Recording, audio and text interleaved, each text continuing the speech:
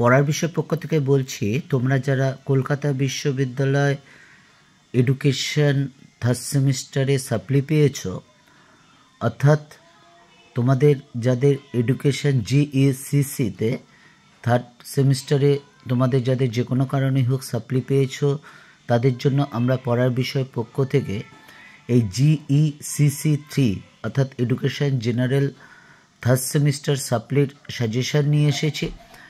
চলো এই সাজেশানটা শুরু করার আগে আমরা একটু মার্কস ডিভিশনটা দেখে নিই। দেখো মার্কস ডিভিশনটা কী আছে। 2 নম্বরে 5টা প্রশ্ন লিখতে হবে, 10 নম্বর।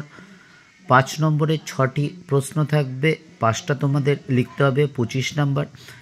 10 নম্বরে 4টে প্রশ্ন থাকবে, 3টে প্রশ্ন লিখতে হবে, 30 নম্বর। অর্থাৎ টোটাল তোমরা 65 নম্বরে পরীক্ষা দেবে। এবার একটা বিষয় দেখার আছে, দেখো 5 নম্বরে 6টি প্রশ্ন থাকবে, 5টি লিখতে হবে। আবার 10 নম্বরে 4টি কোশ্চেন থাকবে, 3টে কোশ্চেন লিখতে হবে। কাজেই অপশন সংখ্যা কিন্তু খুব কম, তার জন্য কোশ্চেনগুলো কিন্তু প্রত্যেকটাই গুরুত্বপূর্ণ, প্রশ্নগুলো কিন্তু ভালো করে পড়বে। চলো 10 নম্বরের আমরা প্রশ্নগুলো শুরু করি। দেখো 3টে স্টার আছে, এইগুলো প্রথমে খুব ভালো করে পড়বে। দেখো প্রথম প্রশ্ন, সামাজিক পরিবর্তন কাকে বলে? সামাজিক পরিবর্তন ও শিক্ষার মধ্যে সম্পর্ক কী? 2 নম্বর, শিক্ষাশ্রী সমাজতত্ত্বের প্রকৃতি ও তাৎপর্য আলোচনা করো। 3 নম্বর কোশ্চেন, সামাজিক গোষ্ঠী কাকে বলে? শিশু শিক্ষায় সামাজিক গোষ্ঠীর ভূমিকা আলোচনা করো। 4 নম্বর, সামাজিক যোগাযোগ কাকে বলে? সামাজিক যোগাযোগের ক্ষেত্রে বিভিন্ন বাধাগুলি লেখো। দেখো এতে 2 + 8 নাম্বার আছে। 5 নম্বর প্রশ্ন, দেখো বর্তমান পরিস্থিতিতে প্রযুক্তি ও শিক্ষার সম্পর্ক আলোচনা করো। 6 নম্বর, শিক্ষার উপর অর্থনীতির প্রভাব আলোচনা করো। 7 নম্বর, শিক্ষাকে সমাজ পরিবর্তনের হাতিয়ার বলা হয় কেন?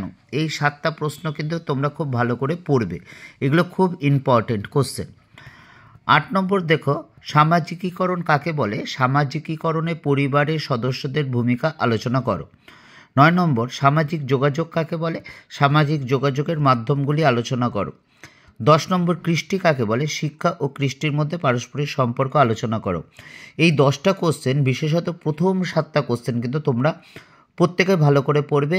যারা বিভিন্ন কারণে পড়ার সুযোগ কম পাও তাদের বলছি প্রথম 7টা কোশ্চেন খুব ভালো করে পড়বে। এই 7টা কোশ্চেনের মধ্যে তোমাদের আসার সম্ভাবনা কিন্তু খুব প্রবল 10 নম্বরের কোশ্চেনগুলো।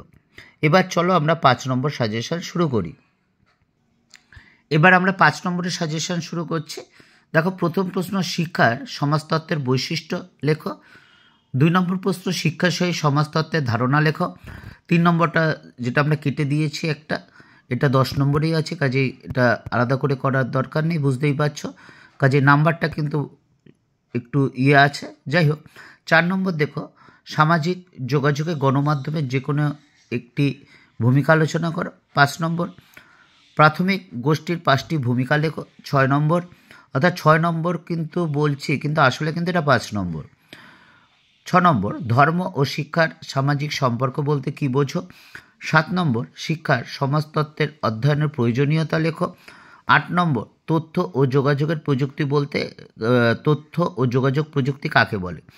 এই 8টা কোশ্চেন মানে 7টা কোশ্চেন, এই কোশ্চেনগুলো কিন্তু প্রথমে তোমরা খুব ভালো করে পড়বে, কারণ এর মধ্যে কিন্তু আসার সম্ভাবনা খুব বেশি।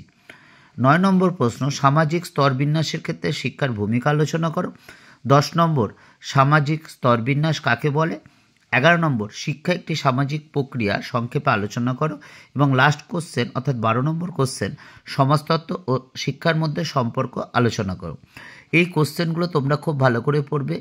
তোমরা যে কোনো কারণে হয় এডুকেশন থার্ড সেমিস্টার জেনারেলে অর্থাৎ GECCতে সাপ্লি পেয়েছিলে, যদি এই কোশ্চেনগুলো পড়ে যাও বা দেখে যাও, আশা করি তোমরা কিন্তু অবশ্যই কমন পাবে এবং ভালো মতো পাশ করে যাবে।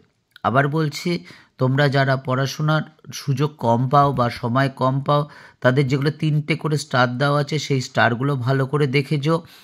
আশা করি তোমরা অবশ্যই কমন পাবে। দীর্ঘ 23-24 বছর শিক্ষকতার অভিজ্ঞতা থেকে কিন্তু এটা বলছি, কারণ আগের বছরের সাজেশানটা দেখে নিও বা তার আগের বছরের সাজেশানটা, যাই হোক এগুলো করে যেও, এবং করে না গেলেও কোশ্চেনটা দেখে যেও, পরীক্ষার পরে কিন্তু সাজেশানটার সাথে একবার মিলিয়ে নিও। এইটা তোমাদের কাছে আমার চাওয়া রইল। পড়ার বিষয় পক্ষ থেকে এতটুকুই, অগ্রিম শুভেচ্ছা রইল। যদি ভালো লাগে চ্যানেলটা, যদি উপকৃত হও, যদি মনে হয় তোমাদের কোনো সুবিধা পাচ্ছ, তাহলে চ্যানেলটি লাইক করবে বা সাবস্ক্রাইব করবে বা বেল আইকন টিপে রাখবে। আরেকটা কথা, তোমরা এখন গ্র্যাজুয়েশনের দিকে এগিয়ে চলেছ। তোমরা কি করলে, অর্থাৎ কেরিয়ার ওরিয়েন্টেশন, অর্থাৎ জীবিকা কি করতে পারো, কোন ট্রেনিংটা করলে বা কোথায় কি করলে কি হতে পারে, এই সম্পর্কে তোমাদের যদি কারো কিছু জানার থাকে আমাদের ডিসক্রিপশান বক্সে বলো। আমরা আমাদের সাধ্যমতো চেষ্টা করব, কারণ আমাদের এই গ্রুপে, অর্থাৎ পড়ার বিষয় এই গ্রুপে কেরিয়ার কাউন্সিলারও আছেন, যাদের অভিজ্ঞতা হচ্ছে 37-38 বছরের অভিজ্ঞতা সম্পন্ন কিন্তু শিক্ষক শিক্ষিকারা আছেন। কাজেই তোমাদের যদি মনে হয় অবশ্যই জানিও, আমরা কিন্তু সাধ্যমতো অবশ্যই চেষ্টা করব। 100% না পারি, 99% কিন্তু অবশ্যই পারবো। পরের বিষয় পক্ষ থেকে এতটুকুই, অগ্রিম শুভেচ্ছা রইল। শুধু পরীক্ষায় খুব ভালো হবে তাই না, সারা জীবন সুখে আনন্দে ভরে উঠুক।